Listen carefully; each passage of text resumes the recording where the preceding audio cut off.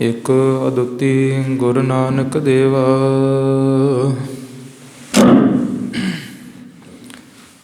ਓੰਕਾਰ ਗੁਰ ਅੰਗਦ ਅਭੇਵਾ।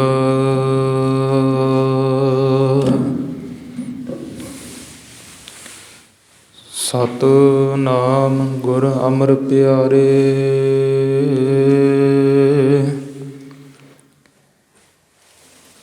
ਕਰਤਾ ਰਾਮਦਾਸ ਗੁਰ ਵਾਰੇ।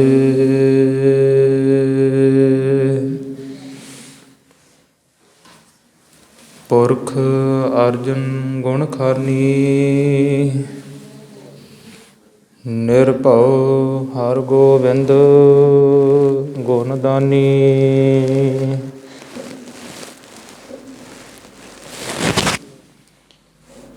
ਨਿਰਵੈਰ ਗੁਰੂ ਹੈ ਸ੍ਰੀ ਹਰਿ ਰਾਏ। ਅਕਾਲ ਮੂਰਤ ਹਰਿ ਕ੍ਰਿਸ਼ਨ ਧਿਆਏ।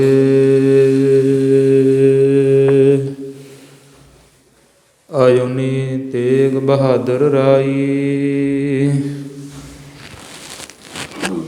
ਸੈਭੰ ਗੁਰ ਦਸਮੇਸ਼ ਸੁਹਾਈ।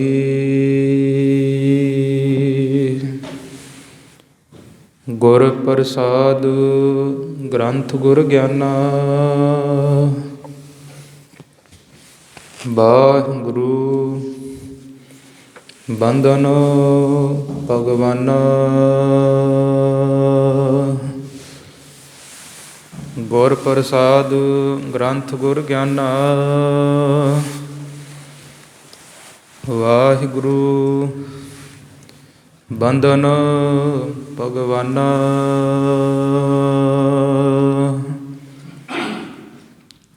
ਜੁਗੋ ਜੁਗ ਅਟਲ ਸਤਿਗੁਰੂ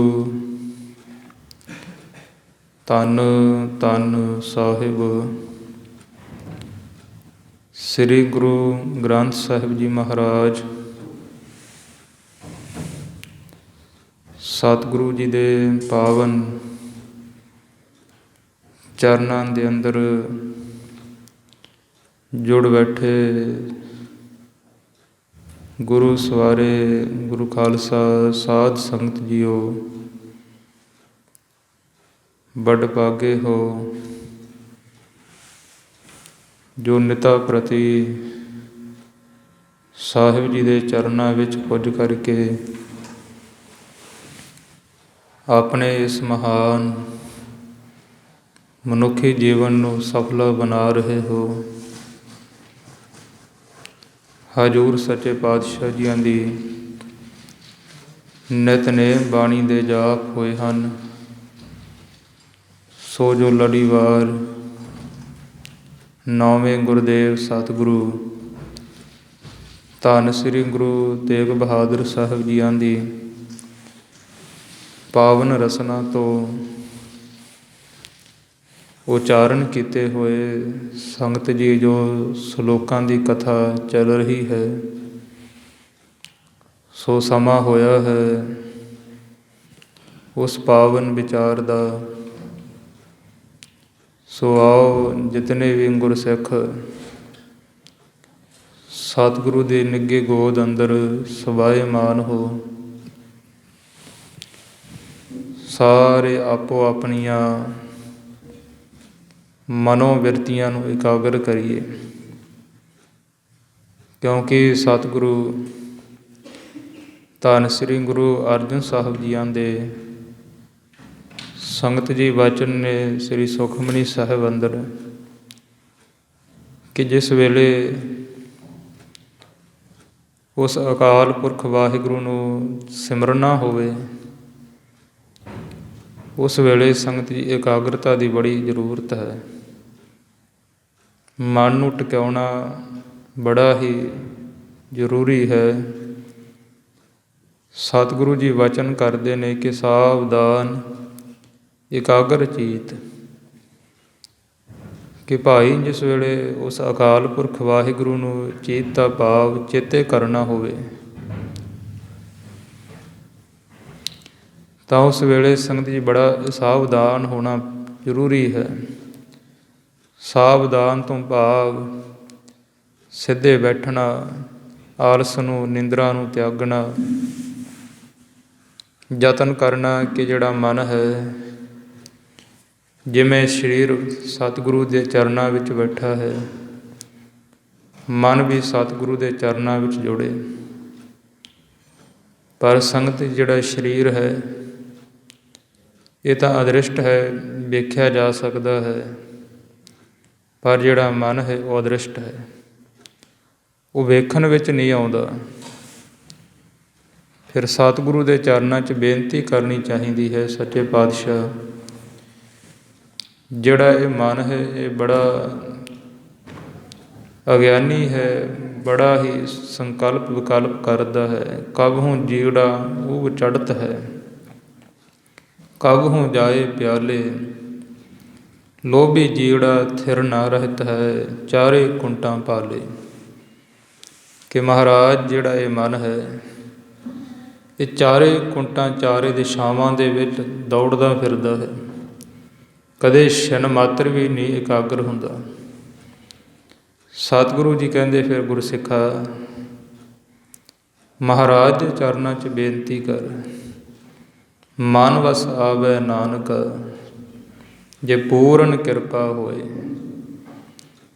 ਕਿ ਭਾਈ ਜਿਹੜਾ ਮਨ ਹੈ ਇਹ ਸੰਗਤ ਜੀ ਉਦੋਂ ਹੀ ਮਨੁੱਖ ਦੇ ਵਸ, ਮਨੁੱਖ ਦੇ ਅਧੀਨ ਦੇ ਵਿੱਚ ਆਉਂਦਾ ਹੈ ਜਿਸ ਵੇਲੇ ਪੂਰਨ ਸਤਿਗੁਰੂ ਜੀ ਕਿਰਪਾ ਕਰਦੇ ਨੇ।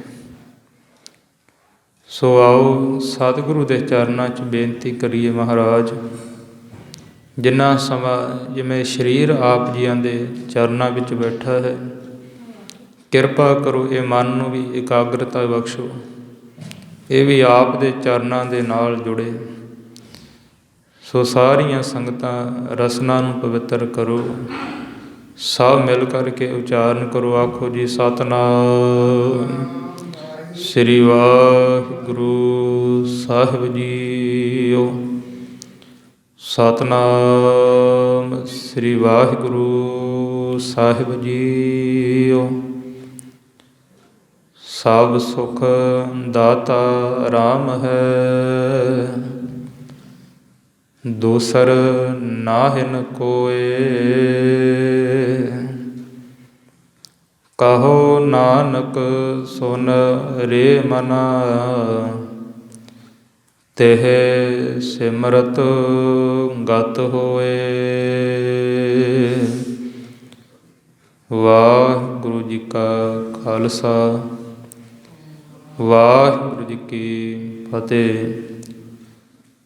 ਸਤਿਗੁਰੂ ਸੱਚੇ ਪਾਤਸ਼ਾਹ ਧੰਨ ਸ੍ਰੀ ਗੁਰੂ ਤੇਗ ਬਹਾਦਰ ਸਾਹਿਬ ਜੀ ਸੰਗਤ ਜੀ ਕਿਰਪਾ ਕਰਦੇ ਨੇ। ਜੀਵ ਦੀ ਹਾਲਾਤ ਨੂੰ ਵੇਖ ਕਰਕੇ ਜੀਵ ਨੂੰ ਭਟਕਦਿਆਂ ਹੋਇਆਂ ਤੱਕ ਕੇ ਮਹਾਰਾਜ ਜੀ ਉਪਦੇਸ਼ ਦਿੰਦੇ ਨੇ, ਕਿਉਂਕਿ ਸੰਗਤ ਜਿਹੜਾ ਜੀਵ ਹੈ ਇਹ ਸੰਸਾਰ ਵਿੱਚ ਭੱਜ ਦੌੜ ਇਸ ਕਰਕੇ ਕਰ ਰਿਹਾ ਹੈ ਕਿ ਮੈਨੂੰ ਸੁੱਖ ਮਿਲੇ। ਹਰੇਕ ਜੀਵ ਦੁਖੀ ਹੈ। ਤਾਂ ਹੀ ਕਿਸੇ ਵਿਦਵਾਨ ਗੁਰਮੁਖ ਨੇ ਬੜਾ ਸੋਹਣਾ ਕਾਵ ਰਚਨਾ ਅੰਦਰ ਦੋਹਰਾ ਲਿਖਿਆ ਹੈ, ਸੰਸਾਰ ਦੀ ਦਿਸ਼ਾ ਨੂੰ ਤੱਕ ਕੇ। ਉਹ ਮਹਾਂਪੁਰਖ ਬਚਨ ਕਰਦੇ ਨੇ ਕਿ ਹੋ ਸਕਦਾ ਕੋਈ ਸਰੀਰ ਕਰਕੇ ਸੁਖੀ ਹੋਵੇ ਪਰ ਮਨ ਕਰਕੇ ਬਹੁਤ ਦੁਖੀ ਨੇ। ਉਹ ਆਪਣੇ ਬਚਨਾਂ ਵਿੱਚ ਕਥਨ ਕਰਦੇ ਨੇ ਮਹਾਂਪੁਰਸ਼, ਕੋਈ ਤਨ ਦੁਖੀ, ਕੋਈ ਮਨ ਦੁਖੀ, ਕੋਈ ਚਿੰਤਾ ਚਿੱਤ ਉਦਾਸ, ਥੋੜ੍ਹੇ ਥੋੜ੍ਹੇ ਸਭ ਦੁਖੀ, ਸੁਖੀ ਹਰੀ ਕੇ ਦਾਸ। ਕਿ ਭਾਈ ਕੋਈ ਮਨ ਕਰਕੇ ਦੁਖੀ ਹੈ, ਕਿਉਂਕਿ ਜਿਹੜਾ ਸਾਡਾ ਦੋ ਪ੍ਰਕਾਰ ਦਾ ਜੀਵਨ ਹੈ, ਇੱਕ ਮਨ ਦਾ ਅਤੇ ਇੱਕ ਤਨ ਦਾ। ਤਨ ਨੂੰ ਜਿਹੜੇ ਹੈ ਉਹ ਸੁੱਖ ਚਾਹੀਦੇ ਨੇ ਅਤੇ ਮਨ ਨੂੰ ਆਨੰਦ ਚਾਹੀਦਾ ਹੈ। ਅਤੇ ਜਿਹੜੇ ਤਨ ਦੇ ਸੁੱਖ ਨੇ ਇਹ ਸੰਗਤੀ ਸੰਸਾਰ ਦੇ ਵਿੱਚੋਂ ਮਿਲ ਜਾਂਦੇ ਨੇ, ਪਰ ਜਿਹੜੇ ਮਨ ਦਾ ਆਨੰਦ ਹੈ ਉਹ ਸੰਸਾਰ ਦੇ ਪਦਾਰਥਾਂ ਵਿੱਚੋਂ ਨਹੀਂ ਮਿਲਦਾ, ਉਹ ਪਰਮਾਤਮਾ ਦੇ ਕੋਲੋਂ ਮਿਲਦਾ ਹੈ। ਤਾਂ ਤੇ ਜਿਹੜਾ ਜੀਵ ਹੈ ਉਹ ਸੰਗਤ ਜੀ ਅਲਪ ਸੁੱਖ ਦੇ ਵਾਸਤੇ, ਭਾਵ ਥੋੜ੍ਹੇ ਸੁੱਖ ਵਾਸਤੇ ਸੰਸਾਰ ਵਿੱਚ ਦੌੜਦਾ ਹੈ। ਕਿਉਂਕਿ ਵੇਖੋ, ਉਦਾਹਰਨ ਦੇ ਵਾਸਤੇ ਜਿਹੜੇ ਜੀਵ ਅਲਪ ਸੁੱਖ ਕਿਵੇਂ ਹੁੰਦੇ ਨੇ ਕਿ ਜੀਵ ਦੀ ਕਿਸੇ ਸੁੱਖ ਦੀ ਇੱਛਾ ਹੋਵੇ, ਕਿਸੇ ਵਸਤੂ ਨੂੰ ਚਾਹੁੰਦਾ ਹੋਵੇ, ਜਿਸ ਵੇਲੇ ਸੰਗਤੀ ਉਹ ਵਸਤੂ ਦੀ ਪ੍ਰਾਪਤੀ ਹੋ ਜਾਂਦੀ ਹੈ, ਫਿਰ ਵਸਤੂ ਦੀ ਪ੍ਰਾਪਤੀ ਕਰਕੇ ਕੁਝ ਛਿਨ ਮਾਤਰ ਜੀਵ ਦਾ ਜਿਹੜਾ ਮਨ ਹੈ ਉਹ ਟਿਕ ਜਾਂਦਾ ਹੈ, ਉਹ ਵਸਤੂ ਦੇ ਮੋਹ ਵਿੱਚ ਆ ਜਾਂਦਾ ਹੈ, ਫਿਰ ਬੜਾ ਸੁਖੀ ਹੁੰਦਾ ਹੈ। ਇਸ ਤਰ੍ਹਾਂ ਜਿਹੜੇ ਬਾਹਰਲੇ ਸਰੀਰ ਦੇ ਸੁੱਖ ਨੇ ਭਾਈ, ਉਹ ਸੰਸਾਰ ਦੇ ਪਦਾਰਥਾਂ ਵਿੱਚੋਂ ਮਿਲ ਜਾਂਦੇ ਨੇ, ਪਰ ਜਿਹੜਾ ਮਨ ਦਾ ਆਨੰਦ ਹੈ ਉਹ ਪੂਰਨ ਸਤਿਗੁਰੂ ਦੇ ਕੋਲੋਂ ਮਿਲਦਾ ਹੈ। ਜਿਸ ਮਿਲਿਆ ਮਨ ਹੋਏ ਆਨੰਦ, ਸੋ ਸਤਿਗੁਰ ਕਹੀਐ। ਧੰਨ ਸਤਿਗੁਰੂ ਸ੍ਰੀ ਗੁਰੂ ਅਮਰਦਾਸ ਜੀ ਮਹਾਰਾਜ ਸੱਚੇ ਪਾਤਸ਼ਾਹ ਜੀ ਸੰਗਤ ਜੀ ਸ੍ਰੀ ਆਨੰਦ ਸਾਹਿਬ ਦੀ ਬਾਣੀ ਅੰਦਰ ਜ਼ਿਕਰ ਕਰਦੇ ਨੇ ਕਿ ਜਿਹੜਾ ਜੀਵ ਹੈ ਇਹ ਭਾਈ ਥੋੜ੍ਹੇ ਸੁੱਖਾਂ ਨੂੰ ਹੀ ਆਨੰਦ ਮੰਨੀ ਬੈਠਾ ਹੈ। 3 ਪ੍ਰਕਾਰ ਦਾ ਆਨੰਦ ਵਿਦਵਾਨ ਗੁਰਮੁਖਾਂ ਨੇ ਮੰਨਿਆ ਹੈ: ਭਜਨਾ ਆਨੰਦ, ਵਿਸ਼ਾ ਆਨੰਦ ਅਤੇ ਬ੍ਰਹਮ ਆਨੰਦ। ਕੋਈ ਵਿਕਾਰਾਂ ਦੇ ਵਿੱਚੋਂ ਆਨੰਦ ਨੂੰ ਮੰਨੀ ਬੈਠਾ ਹੈ, ਕੋਈ ਭਜਨ ਦੇ ਵਿੱਚੋਂ ਆਨੰਦ ਮੰਨੀ ਹੈ, ਇੱਕ ਬ੍ਰਹਮ ਆਨੰਦ ਹੈ ਜਿਹੜਾ ਇੱਕ ਵਾਰੀ ਆਨੰਦ ਆ ਜਾਵੇ, ਜਿਹਨੂੰ ਸਤਿਗੁਰੂ ਜੀ ਕਹਿੰਦੇ ਇਹ ਰਸ ਪੀਆ ਉਹ ਰਸ ਨਹੀਂ ਭਾਵੈ। ਕਿ ਜਿਨ੍ਹਾਂ ਨੂੰ ਉਹ ਰਸ ਪੀਆ ਇਹ ਰਸ ਨਹੀਂ ਭਾਵੈ, ਕਿ ਜਿਨ੍ਹਾਂ ਨੂੰ ਵਾਹਿਗੁਰੂ ਦੇ ਨਾਮ ਦੇ ਵਿੱਚੋਂ ਰਸ ਆ ਜਾਂਦਾ ਹੈ, ਫਿਰ ਉਹਨਾਂ ਨੂੰ ਜਿਹੜੇ ਪਦਾਰਥ ਨੇ ਸੰਸਾਰ ਦੇ, ਉਹਨਾਂ ਵਿੱਚੋਂ ਸਵਾਦ, ਆਨੰਦ, ਸੁੱਖ ਫਿੱਕਾ ਭਾਸਣ ਲੱਗ ਜਾਂਦਾ ਹੈ। ਭਾਵ ਉਹ ਜਾਣਦੇ ਨੇ ਕਿ ਸੰਸਾਰ ਦੇ ਜਿਹੜੇ ਪਦਾਰਥ ਨੇ ਇਹਨਾਂ ਦੇ ਵਿੱਚ ਜਿਹੜਾ ਸੁੱਖ ਹੈ ਉਹ ਸਦੀਵੀ ਨਹੀਂ।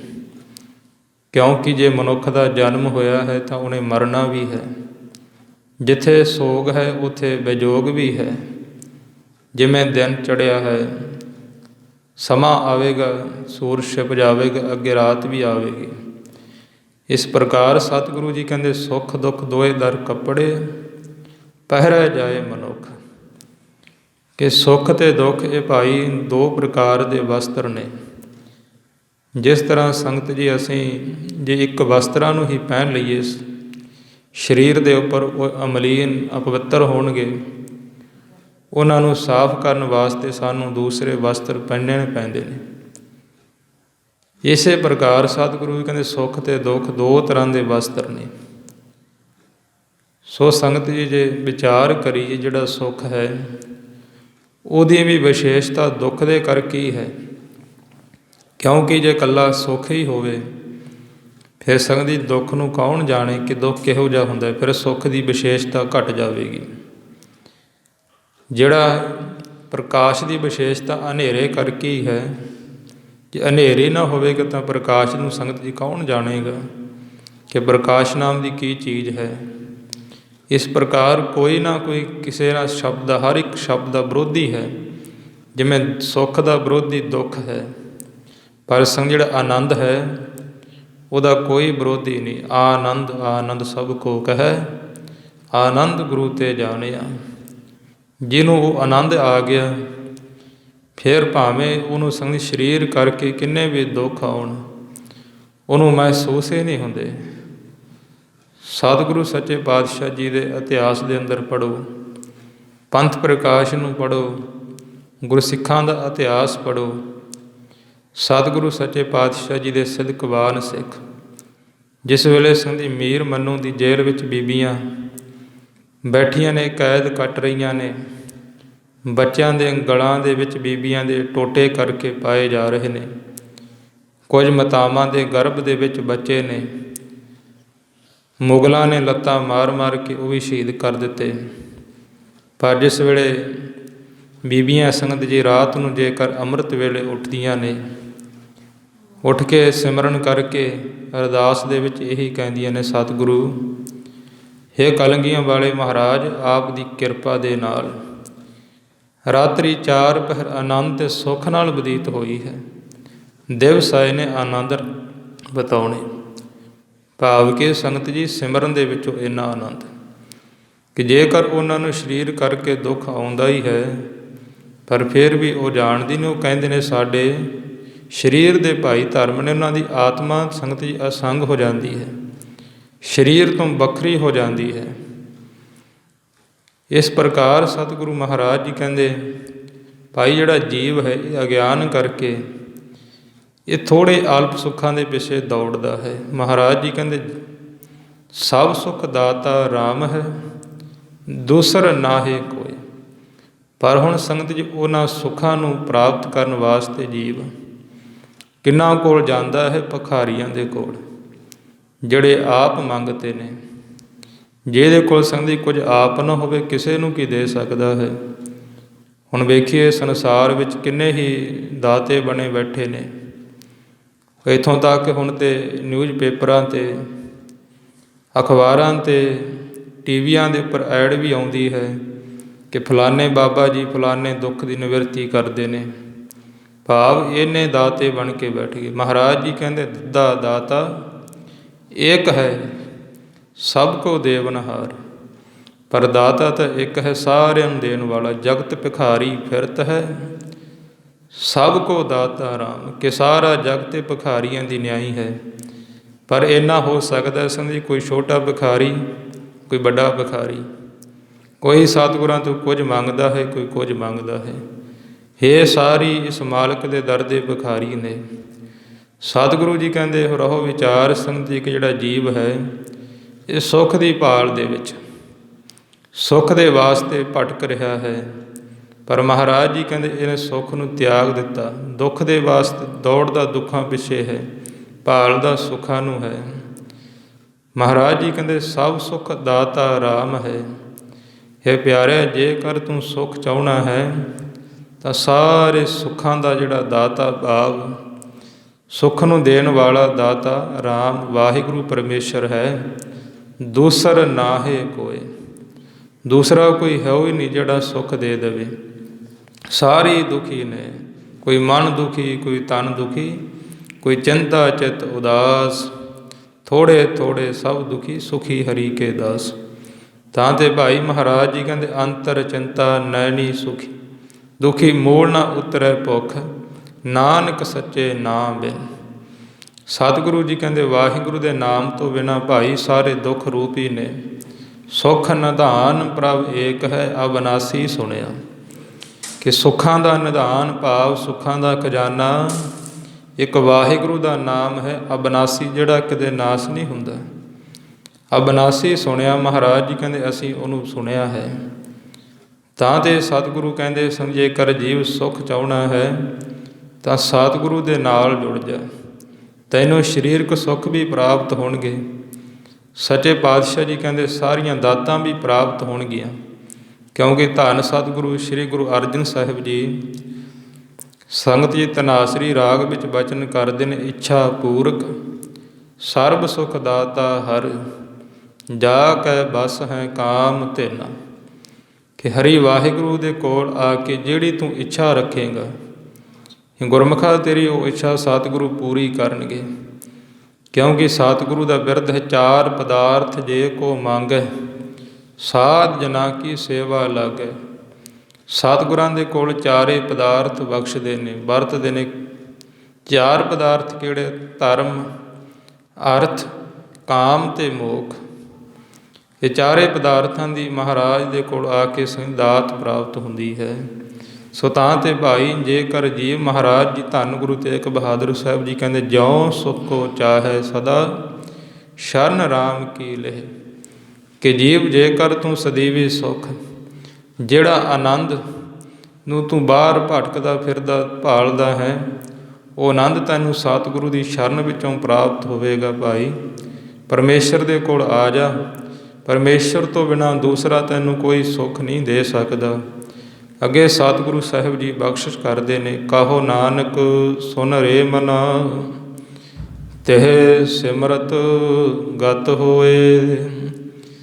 ਮਹਾਰਾਜ ਜੀ ਉਪਦੇਸ਼ ਦਿੰਦੇ ਨੇ, ਕਹੋ ਨਾਨਕ ਸੁਨ ਰੇ ਮਨਾ, ਕਿ ਹੇ ਮੇਰਿਆ ਮਨਾ, ਸਤਿਗੁਰੂ ਜੀ ਕਹਿੰਦੇ ਸੁਣਨਾ ਕਰ। ਭਾਵ ਕਿ ਸੰਗਤੀ ਸਤਿਗੁਰੂ ਜੀ ਆਪਾਂ ਨੂੰ ਕਹਿ ਰਹੇ ਨੇ। ਕਿਉਂਕਿ ਵੇਖੀਏ ਸਕੂਲ ਦੇ ਵਿੱਚ ਜਿਸ ਵੇਲੇ ਆਪਾਂ ਛੋਟੀਆਂ ਕਲਾਸਾਂ ਵਿੱਚ ਪੜ੍ਹਦੇ ਹੁੰਦੇ ਸੀ ਤਾਂ ਟੀਚਰ ਅੱਗੇ ਬੋਲਦਾ ਸੀ ਅਤੇ ਬੱਚੇ ਉਹਦੇ ਪਿੱਛੇ ਪਿੱਛੇ ਬੋਲਦੇ।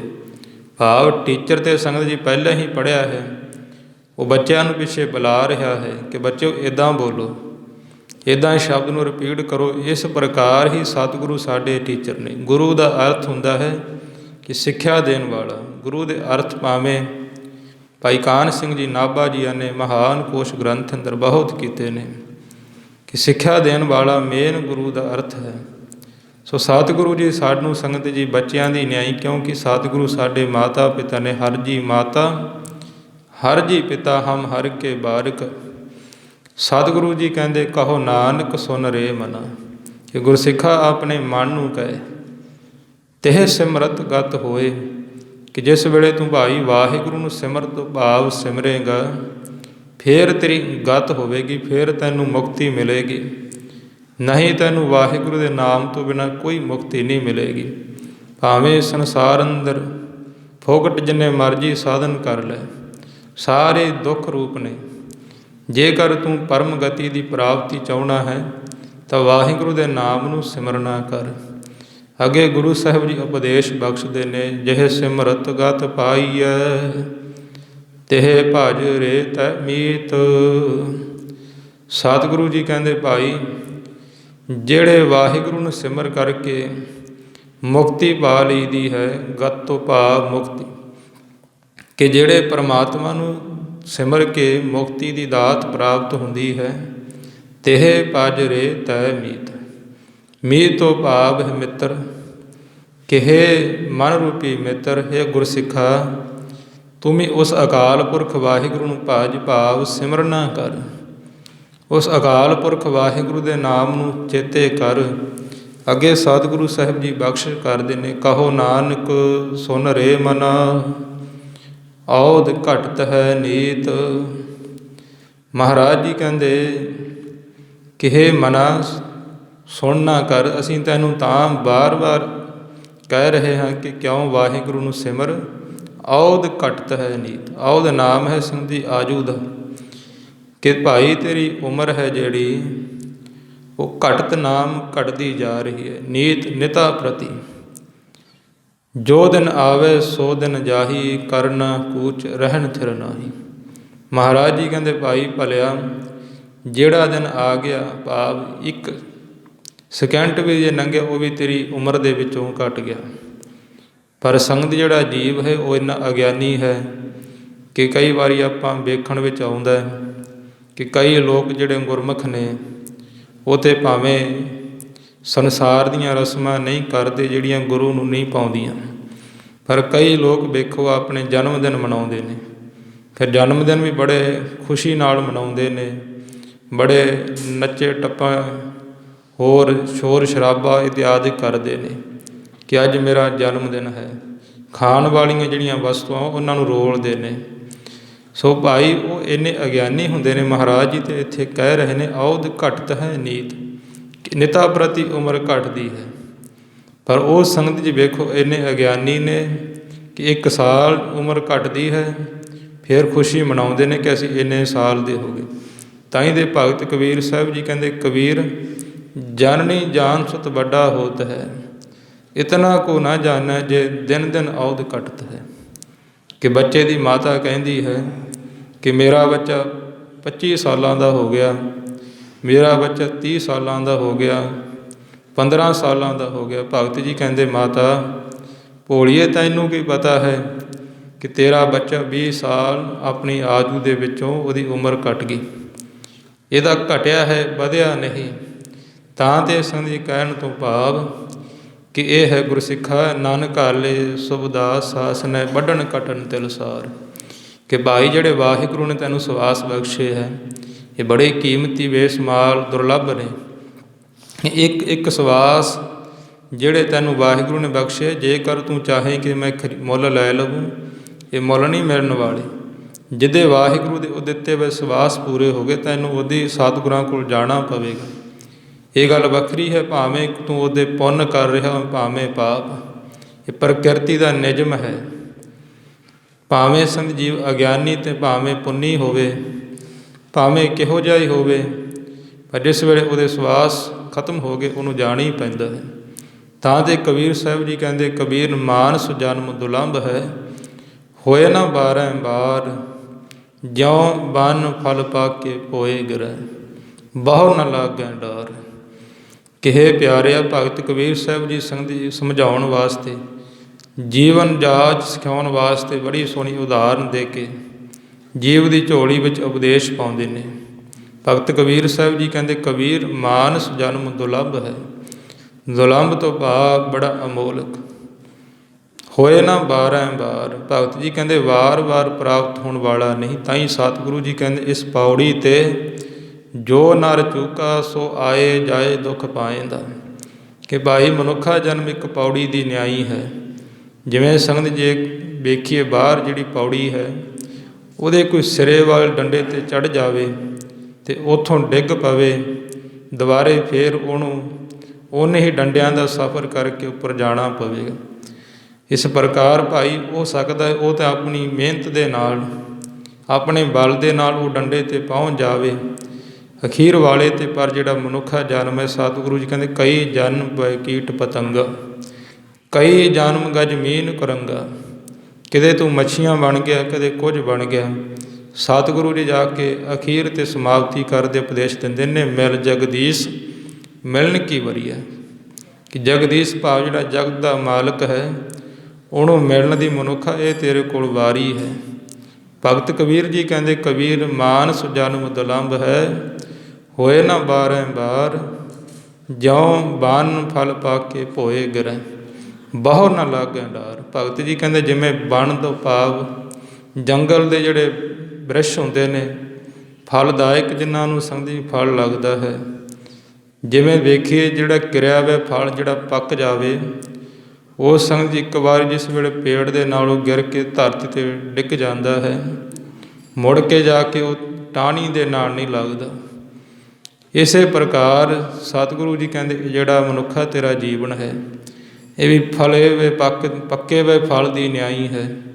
ਜੇਕਰ ਇੱਕ ਵਾਰੀ ਗਿਰ ਗਿਆ, ਤੈਨੂੰ ਭਾਵ ਮੁੜ ਕੇ ਮਨੁੱਖਾ ਜਨਮ ਨਹੀਂ ਮਿਲਣਾ।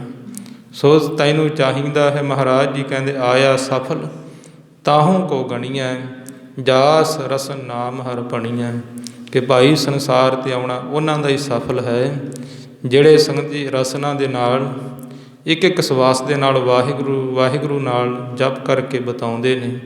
ਸੋ ਸਤਿਗੁਰੂ ਸਾਹਿਬ ਜੀ ਕਿਰਪਾ ਕਰਨ, ਜਿਹੜਾ ਮਹਾਰਾਜ ਜੀ ਧੰਨ ਸ਼੍ਰੀ ਗੁਰੂ ਤੇਗ ਬਹਾਦਰ ਸਾਹਿਬ ਜੀਆਂ ਨੇ ਅੱਜ ਉਪਦੇਸ਼ ਬਖਸ਼ ਕੀਤਾ ਹੈ, ਇਹ ਸੰਗਤ ਸਾਡੇ ਸਾਰਿਆਂ ਦੀ ਝੋਲੀ ਵਿੱਚ ਮਹਾਰਾਜ ਜੀ ਪਾਉਣ, ਸਾਰਿਆਂ ਦੇ ਹਿਰਦੇ ਵਿੱਚ ਮਹਾਰਾਜ ਜੀ ਦੇ ਅੰਮ੍ਰਿਤਮਈ ਵਚਨ ਬਸਣ। ਸਤਿਗੁਰੂ ਸਾਹਿਬ ਜੀ ਹੋਈਆਂ ਤਮਾਮ ਭੁੱਲਾਂ ਦੀ ਖਿਮਾ ਕਰਨ। ਆਓ ਸੰਗਤ ਕੁਝ ਸਮਾਂ ਸਿਮਰਨ ਕਰੀਏ, ਜਿਹਨੂੰ ਸਤਿਗੁਰੂ ਜੀ ਵਾਰ-ਵਾਰ ਕਥਨ ਕਰਨ ਵਾਸਤੇ ਕਹਿ ਰਹੇ ਨੇ।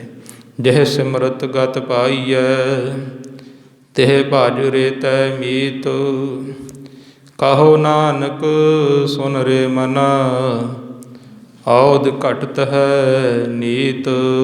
ਵਾਹਿਗੁਰੂ ਜੀ ਕਾ ਖਾਲਸਾ, ਵਾਹਿਗੁਰੂ ਜੀ ਕੀ ਫਤਿਹ।